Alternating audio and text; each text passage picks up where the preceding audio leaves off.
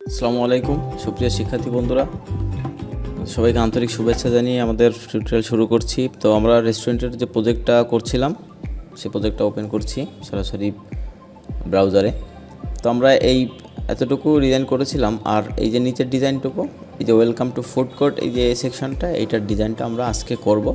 তো আমরা আজকে একটু ব্যতিক্রমভাবে ডিজাইন করব, যাতে আমরা ডিজাইন করব বলতে কি আমরা আজকে ডিজাইন করা শিখব এই সেকশনটুকু। যারা বিগিনার আছেন তাদের জন্য খুবই গুরুত্বপূর্ণ একটা টিউটোরিয়াল, যে কীভাবে ছোট ছোট সেকশন ডিজাইন করা যায় এবং এই সেকশনগুলো ডিজাইন করে পুরো একটা প্রজেক্ট দাঁড় করানো যায়।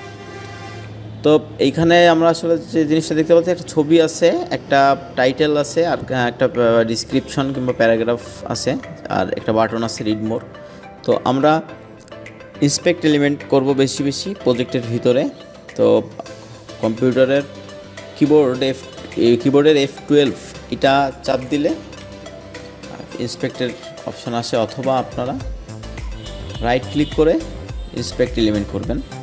তো এইখানে যে জিনিসটা আমি দেখানোর চেষ্টা করতেছি সেটা হচ্ছে প্যারাগ্রাফ ট্যাগের আমি স্টাইল দিয়েছি, এবং প্যারাগ্রাফ ট্যাগের স্টাইলগুলো যখন আমি কেটে দিচ্ছি তখন কিন্তু আপনারা আসলে দেখতে পাচ্ছেন যে অরিজিনাল পি ট্যাগটার ভিতরে কেমন দেখাচ্ছে। তো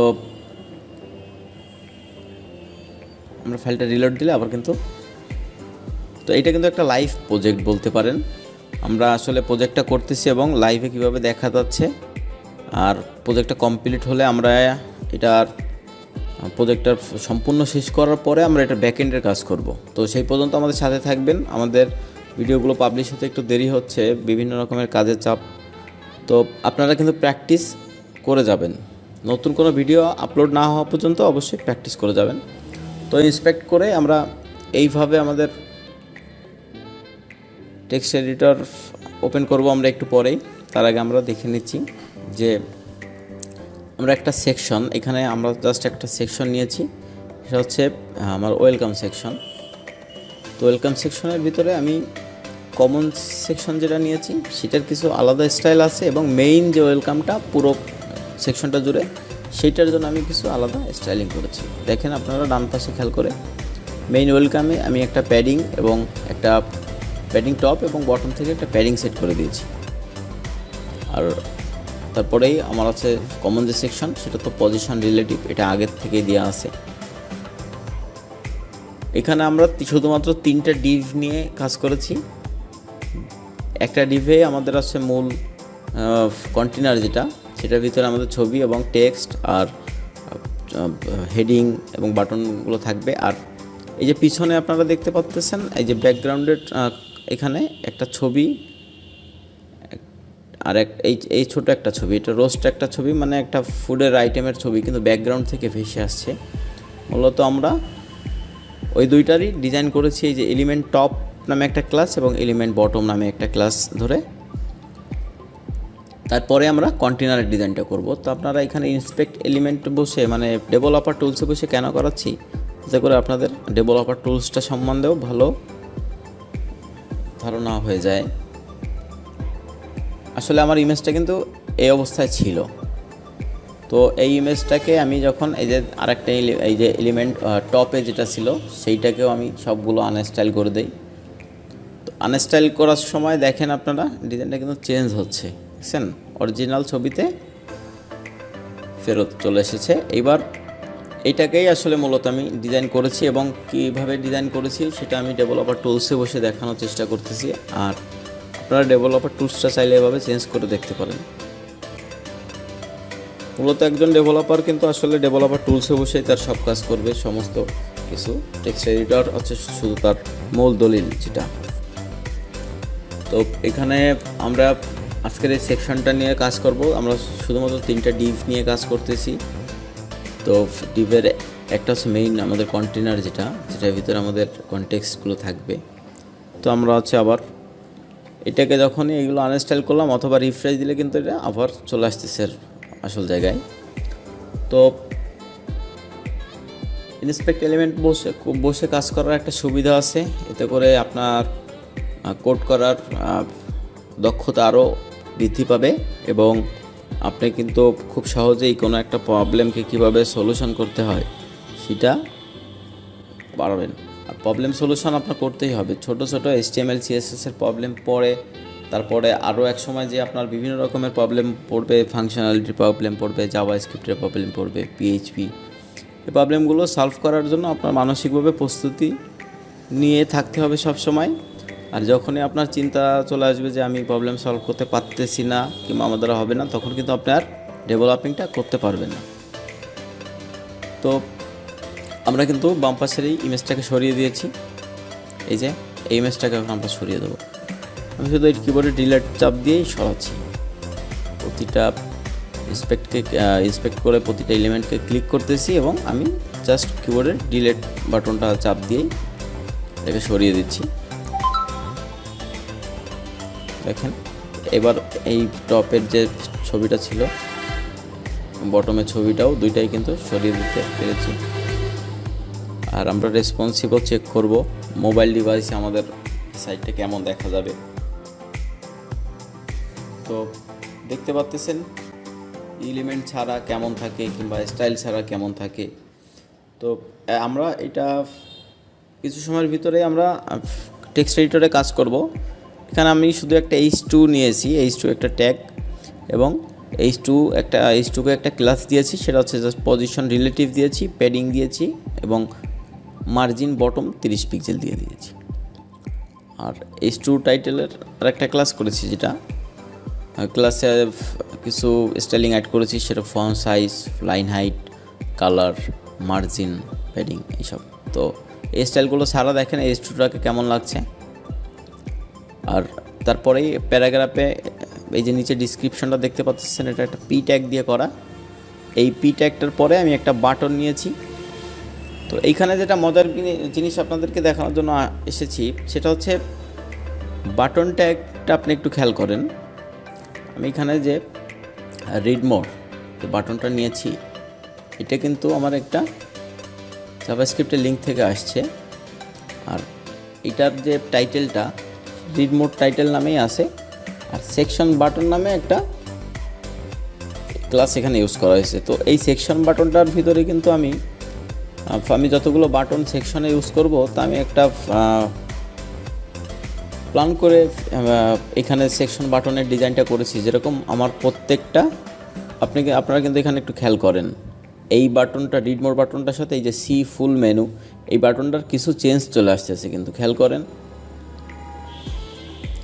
এখানে আবার কিছু, এখন আর কোনো স্টাইলিংই করা নাই। তো স্টাইলিং ছাড়া এই রিড মোর বাটনটা, আর উপরের সেকশনে যে আমরা গত ক্লাসে যে রিড মোরটা করেছিলাম, এই ফুল সেকশন মেনুর যে বাটনটা ডিজাইন করেছিলাম, সেটা কিন্তু দুইটাই, একটাই আমি আনস্টাইল করলাম আর একটা অটোমেটিকলি আনস্টাইল হয়ে গেল। কারণ কি, এই দুইটার ভিতরেই আমি একই ক্লাস ব্যবহার করেছি, সেটা হচ্ছে এই যে সেকশন বাটন। তো আমার প্রতিটা সেকশনে একটা করে বাটন থাকবে। তো এভাবেই কাজ করব আমরা। কারণ আমরা যখন দেখেন এখানে ভালো করে দেখেন, এই যে এইটাই কিন্তু আসলে আমার এই যে সেকশন বাটন, এই যে এটার ভিতরে কিন্তু আমার এই যে অ্যাঙ্করের দিকে খেয়াল করেন, এটা কিন্তু এই যে সেকশন, ক্লাসের দিকে খেয়াল করেন সেকশন বাটন। তো এইভাবে ডিজাইন করার সুবিধা আছে কি, আমি একটা জায়গায় একটা বিষয়ের উপরে ডিজাইন করব,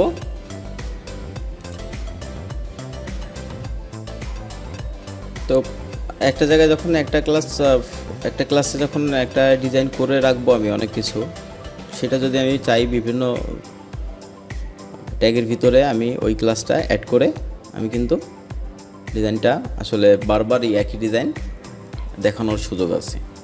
তো এইভাবেই আসলে কোড করতে হয়। তাতে করে একটা সুবিধা আছে যে আমরা যখন কোডগুলো করব, তো আমাদের কোডগুলো যেন সবসময় রিইউজেবল কোড হয়ে থাকে। তো এইটার দিকে আমরা একটু বেশি ফোকাস করব যে আমাদের কোডগুলোকে আসলে আমরা একটু বেশি ব্যবহার করতে পারতেছি কিনা। তো আমরা চলে যাচ্ছি সরাসরি এরপরে আমাদের টেক্সট এডিটরে আমরা যে সেকশনটা ডিজাইন করেছি সেই সেকশনটাকে আপনাদেরকে দেখাচ্ছি।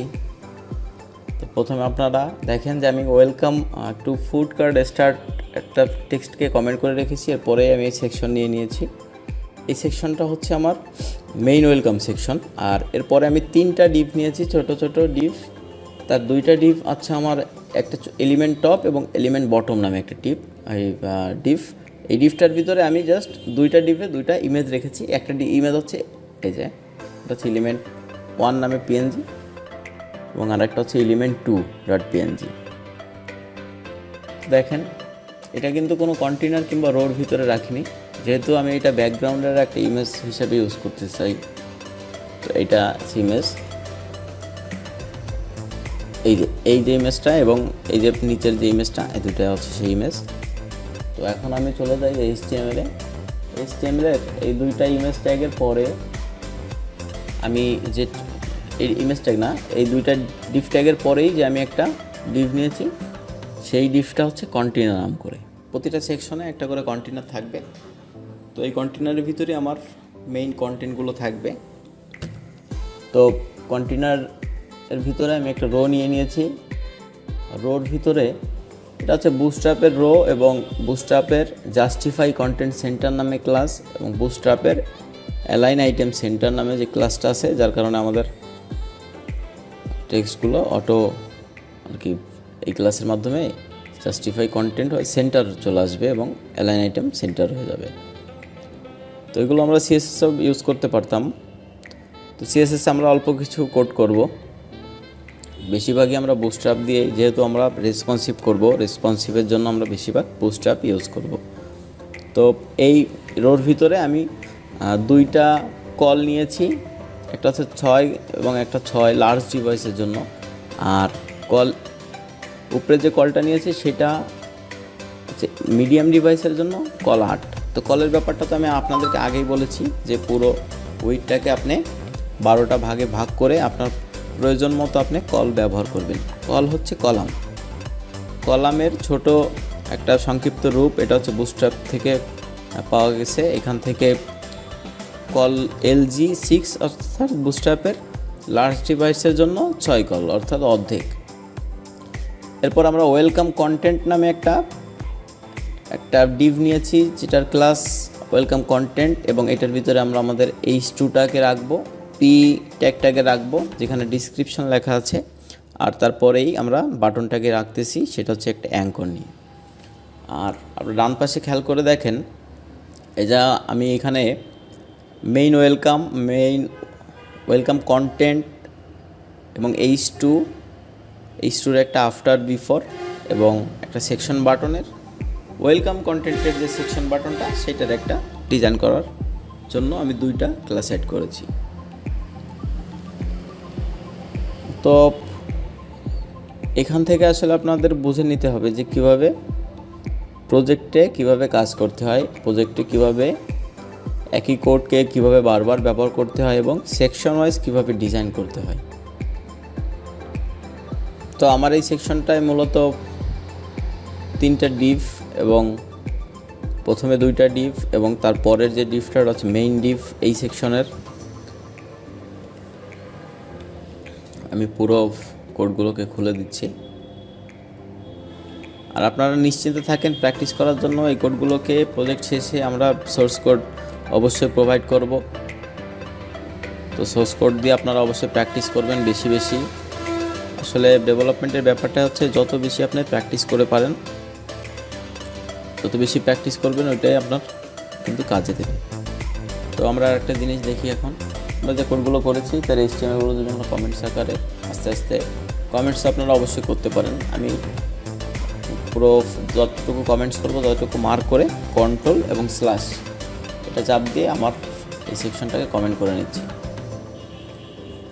এবার আপনারা দেখেন, আমি যখন ব্রাউজারের আউটপুটে যাই, রিফ্রেশ দেই, এখান থেকে কিন্তু কিছুই নাই, নিচে জায়গা আছে কিন্তু আসলে এখনও কোনো HTML এর মার্কআপ দেখতে পাচ্ছে না, তাই ব্রাউজার শো করতেছে না। তো আমরা প্রথমে এই আমাদের বড় যে কন্টেনারের ভিতরে যে বড় সেকশনটা আছে সেইটাই আগে হাইলাইটস করি। এখানে রিফ্রেশ করে আবার দেখেন দেখা যাচ্ছে কিন্তু, আর এটা অলরেডি CSS সহই দেখা যাচ্ছে, কারণ CSS তো আমাদের করা আছে। তারপরে আমরা যদি আপনারা এখানে আমি ওই কন্টেন্ট নামে যে ক্লাসটা ব্যবহার করেছি সেইটার ভিতরে আমার H2 রাখা আছে। এরপর আমরা উপরের যে সেকশনটা আছে ছবির সেইটাকে আমরা এবার দেখেন, আর বাদ বাকি দুইটা ডিভ, যে দুইটা এলিমেন্ট বটম এবং এলিমেন্ট টপ নামে যে দুইটা ডিভ আছে সে দুইটাকে আমরা ওপেন করে দিলাম। দেখেন দেখা যাচ্ছে। তো আজকের আমাদের এই সেকশনটা ঠিক এইভাবেই আমরা চেয়েছিলাম যে এইভাবেই শিখাবো এবং শিখবো যে আসলে একটা প্রজেক্ট করতে গেলে কিভাবে প্রস্তুতি নিতে হয়। পাশাপাশি কিন্তু আমাদের কাজগুলো হয়ে যাচ্ছে, হয়তো আমরা সিএসএসের প্রত্যেকটা ক্লাস ধরে ধরে ব্যাখ্যা করতেছি না কিন্তু যারা যারা সিএসএস ক্লাস অলরেডি জানেন, টুকটাক প্র্যাকটিস করতেছেন প্রজেক্ট নিয়ে, তাদের জন্য খুবই গুরুত্বপূর্ণ একটা প্রজেক্ট। তো পরের সেকশন আমরা ডিজাইন করা শুরু করব আবার। তো আশা করি সবাই ভালো থাকবেন। এই পর্যন্ত আজকে টিউটোরিয়াল শেষ করে দিলাম। টিউটোরিয়াল বেশি বড় করতে চাই না। ধন্যবাদ সবাইকে। যদি ভিডিওটি ভালো লেগে থাকে তো অবশ্যই একটা লাইক দেবেন। আল্লাহ হাফেজ।